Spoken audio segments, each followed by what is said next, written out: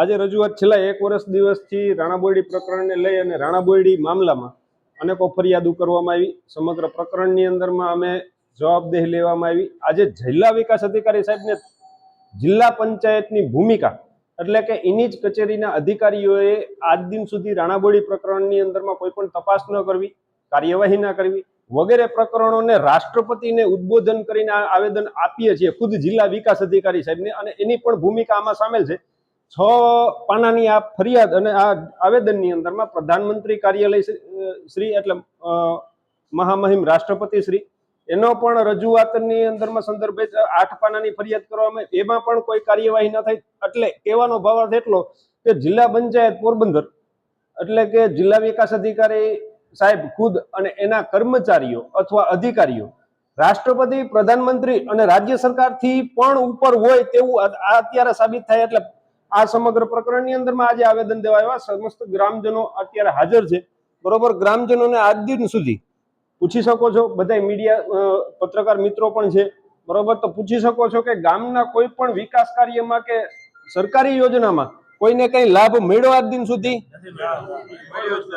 બરોબર. હવે આજ દિન સુધી લાભ તો મળ્યો નથી, તો પેપરની અંદરમાં 140 જેવા આવાસ, 292 થી વધુ ટોયલેટ બાથરૂમ અને અસંખ્ય એવી યોજનાઓ છે જેમાં નામ નોંધાઈ ગયા છે. એ વ્યક્તિઓને આજ સૌથી મોટો પ્રશ્ન એ છે કે એ વ્યક્તિને હવે કદાચ જો લાભ લેવો હશે ને તો હવે લાભ નહીં મળે, કારણ કે ઓલરેડી પૂર્વ ઇતિહાસની અંદરમાં ઉચાપતના મામલામાં આ લાભ લેવાઈ ગયેલો છે. એટલે સૌથી મોટો ગ્રામજનોના ન્યાયિક પ્રક્રિયાની અંદરમાં ગેરકાયદેસર રીતે ભેદભાવ કરવો અને કાર્યવાહી ન કરવી સૌથી મોટો પ્રશ્ન એ છે. સાહેબ, છેલ્લા એક વર્ષ દિવસથી અમે લેખિત મૌખિક જિલ્લા પંચાયતને અમે રજૂઆત કરતા આવ્યા છે. સરકારી યોજનાઓની અંદરમાં ગેરકાયદેસર રીતે ઉચાપત છે, પ્રશ્નો છે. રાષ્ટ્રપતિ શ્રીને, પ્રધાનમંત્રી શ્રી કાર્યાલયને પણ આ બાબતની અંદરમાં 8 પાનાની અરજી કરવામાં આવી. એ પછી પણ કોઈ નક્કર પગલાં, ખાલી સસ્પેન્શન થયું, નક્કર પગલાં લેવામાં નથી આવી. બીજી વાત, અત્યાર સુધીની અંદરમાં તપાસ કરવામાં આવી, કથિત તપાસ સમિતિ રચવામાં આવી આપ સાહેબ મારફત. અધિકારી ગમે તે છે, 4 અધિકારી હતો પ્લસ 5, બરોબર. આ અધિકારીઓએ સંવૈધાનિક રીતના આજ દિન સુધી રાણાબોયડીની અંદરમાં મુલાકાત પર એક જ વખત લેવામાં આવી, વિથ એવિડન્સ, આધાર પુરાવાથી રજૂ કરવામાં આવ્યા 325 પાના પ્લસ 125 પાના. એ સંવૈધાનિક રીતના આ તપાસ સમિતિએ કોઈ પણ પ્રકારની તપાસ નથી કરી. ખાલી 3 કલાક રોકાણ હતા રાણાબોયડીની અંદર, બરોબર. અને એ પછી પણ કોઈ તપાસ નથી થઈ. એ પછી મનરેગા યોજના હેઠળ તપાસ કરવામાં આવી. મનરેગા યોજનાની અંદરમાં આ અમે કરીએ, ફલાણું કરે, ઢીકડું કરે, એવી રીતના જવાબ દેવામાં આવ્યો, કાગળ ઉપર કામ કરવામાં આવ્યું. તપાસ થઈ, સંવૈધાનિક રીતના બિલકુલ નથી. ભાઈ, મનરેગા યોજનાની અંદરમાં કોઈ અત્યાર સુધીની અંદરમાં ગામના બધા આગેવાન છે, કોઈ મનરેગા યોજના હેઠળ એટલે રાહતના કામની અંદરમાં કોઈ જાતું હતું અથવા તો ત્યાં ચાલુ હતું એ ખબર હતું કોઈને? જોબ કાર્ડ કેમ બની ગયા એ નથી ખબર. ખાતા કેમ ખુલી ગયા એ ખબર નથી કોઈને. જોબ કાર્ડ કેમ બની ગયા ખબર નથી. તો અત્યાર સુધી જિલ્લા પંચાયતની અંદરમાં છેલ્લા એક વર્ષ દિવસની અંદરમાં એ આપ સાહેબ હોય કે અન્ય કોઈ પણ અધિકારી હોય, ખાલી પેપર ઉપર અમને જવાબ દેવામાં આવે. પરિણામે અમારે રાષ્ટ્રપતિ અને પ્રધાનમંત્રી શ્રી સુધી જવામાં રાજ્ય કક્ષાની કોઈ પણ આદેશ કે કેન્દ્ર સરકારનો કોઈ પણ આદેશનું પાલન આજ દિન સુધીની અંદરમાં રાણાબોયડી પ્રકરણમાં બીજા ગ્રામ પંચાયતની અમારે લેવા દેવા નથી. રાણાબોયડી પ્રકરણની અંદરમાં કોઈ તપાસ નથી. સંવૈધાનિક રીતના કાયદાની અંદરમાં રહીને અમે અનેકો વખત આ બાબત તપાસ ચાલે છે. કઈ તપાસ ચાલે છે? તપાસ હવે સૌથી મોટો પ્રશ્ન છે પૂર સંરક્ષણ દિવાલ. આ પૂર સંરક્ષણ દિવાલ મનરેગાની અંદરમાં પણ એમાંય આ છે એ તપાસ બોલે તાલુકા વિકાસ અધિકારીની તપાસ, બરોબર. એ તાલુકા વિકાસ અધિકારીની ક્રોસ તપાસ ન કરી શકે છે. ડાયરેક્ટરને સોંપ્યું છે તો અહીંયા કુતિયાના તાલુકા વિકાસ અધિકારીને સોંપવામાં આવ્યું.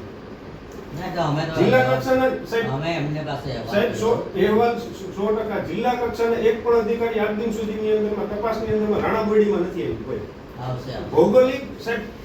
ભૌગોલિક પરિસ્થિતિ શું છે? રાણાબોયડીની અંદરમાં કેટલા કેવાતા વિકાસ કાર્ય સરપંચે કર્યા છે. એ ભૌગોલિક પરિસ્થિતિની અંદરમાં પોરબંદર જિલ્લાના એક પણ અધિકારી આજ દિન સુધીની અંદરમાં શરૂઆતના સમયમાં આવ્યા, બાકી જય સિયારામ બધું કોઈ નથી આવ્યું. આ રાણાબોયડી ગામ ગૂગલમાંથી ડાઉનલોડ કરેલું નથી છે, બરોબર. બધા સરકારી યોજનાના બધાય લાભાર્થી આમાં બધાયના જેટલા આવ્યા છે બધાયના નામ છે સરકારી યોજનામાં 140 આવાસ મંજૂર થયા ખાલી પેપર ઉપર. ઘણા એવા વ્યક્તિઓ છે કે જેના પેપર ઉપર મંજૂર થયા છે, બરોબર, ગ્રાઉન્ડ રિયાલિટીમાં હજી પણ ઝૂંપડા જ છે. એ ઝૂંપડાની અંદરમાં હમણાં તાલુકા વિકાસ અધિકારી રાણાઓને મળવા ગયો તો 3 વ્યક્તિ લાભાર્થી છે, બરોબર, એને જરૂરિયાત છે, ઉપરથી છતમાંથી પાણી ટપકે છે, બરોબર. તો એ લોકોને કીધું ભાઈ આવાસની અંદરમાં આપણે તપાસ કરીએ. હવે એ રેકોર્ડની અંદરમાં આવાસ મંજૂર થઈ ગયું છે, પણ પ્રાથમિક દ્રષ્ટિએ કોઈ જગ્યાએ એને 1 રૂપિયાનો લાભ નથી મળ્યો. 140 આવાસ મંજૂર થયા તો પ્રાથમિક દ્રષ્ટિએ તપાસ સમિતિએ એક પણ વ્યક્તિનું નિવેદન નથી લીધું. બીજી વાત, 292 ટોયલેટ બાથરૂમ.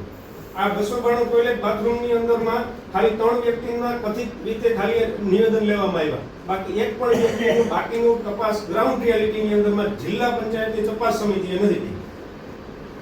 ફરી ચેક કરાવી કેટલો સમય લાગશે સાહેબ? હવે પૂર સંરક્ષણ દિવાલ ફર્સ્ટ પ્રાયોરિટી છે, કારણ કે અત્યારે સખત જો એ થઈ જશે લગભગ તૈયારી. કે આ વરસાદનું પાણી સીધું ગામમાં આવે છે અત્યારે. સીધું આખું સીધું ગામમાં આવે.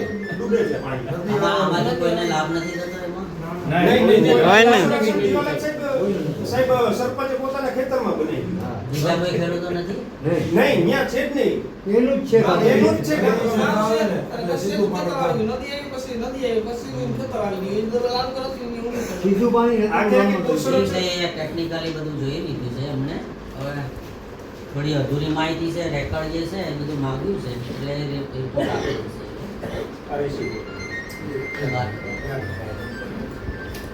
એટલે આશા રાખીએ છીએ કે હવે આ આવેદન આપ્યું છે મહામહિમ રાષ્ટ્રપતિને હસ્તગત કરવાનું છે, આપ મારફત તમને આપીએ છીએ, બરોબર. રાષ્ટ્રપતિ મહામહિમ રાષ્ટ્રપતિને પ્રધાનમંત્રી શ્રી આપના મારફત આપણે આ નકલ મોકલવા વિનંતી કરીએ છીએ. બાકી પહેલેથી ગામના હિત સિવાય કોઈ પ્રશ્ન નહોતો અને છે પણ નહીં.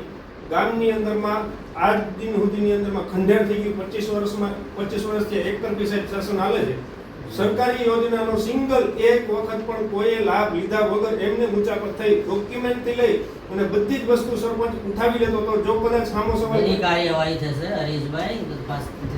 જે ખુલશે તથ્ય બધી કાર્યવાહી થશે. સાહેબ 1 વર્ષથી આ વાત બારોબાર ટાઈમ તો લાગે ને, તમે વર્ષો જૂનું તમે લાવ્યા હોય, તમને ટાઈમ તો લાગે ને બધું તપાસ કરતા. એક સ્કીમ નથી આ સાહેબ. એક યોજના મનરેગા યોજના વર્ષ દિવસ પહેલા અમે એવિડન્સ 325 પાના પ્લસ 125 પાના તપાસ સમિતિને આપ્યા હતા. એ અનુસંધાને તપાસ વર્ષ દિવસ ના ચાલે છે. ના, એ તો અગાઉ તમને રિપોર્ટ આપ્યો, ફરી તમે પાસે રજૂઆત કરી. હા, ઈ રિપોર્ટ આપ્યો, બરોબર. તો ઈ રિપોર્ટની અંદરમાં ચલો એ જોડાઈ લઈશું. હવે જોડાઈ જોડાવી લેજો, બરોબર. આમાં આશા સાહેબ પણ તપાસ કરવામાં આવે, કારણ કે પાઇપલાઇનની પરિસ્થિતિ એવી છે કે હજી હાલની તકની અંદરમાં પાણીનું પાઇપલાઇનની અંદરમાં બિલકુલ કોઈને નળ ઉપર સુધી કોઈ પાણી પહોંચતું નથી, બરોબર. કે ઓલો કાબુભાઈ આ દલિતવાસમાં રહી છે, બરોબર. પાણી ત્યાંથી એની લેડીઝ દલિતવાસમાં દલિત છે, એને આજ દિન સુધી પાણીનો સૌથી પ્રશ્ન છેલ્લા 2 વર્ષથી હાલે. સરપંચને કઈ થાય હતા પણ કોઈ બાબતની અંદરમાં એની રિસ્પોન્સ નથી. ત્યાં અમારે આજે ઓછામાં ઓછું 5 વર્ષથી સરપંચને તો વારંવાર અમે કહીએ કે અમને કાં તો કનેક્શન 2 જગ્યાએ મેળવી દો, કાં તો અમને આ લાઈન બદલાવી. અમે અમારા ચોકમાંથી અમારા વાસમાં જ્યાં સુધી આવે એ લાઈન ગટરની ઉપર છે, લાઈન ફળી ગઈ, કટાઈ ગઈ, તો એનું પાણી જેટલું માંથી પ્રેશર કરી લાઈનમાંથી બહાર નીકળી જાય અને ગટરમાં બહાર નીકળી જાય. અહીંયા અમારા સુધી પાણી આવતું એટલા માટે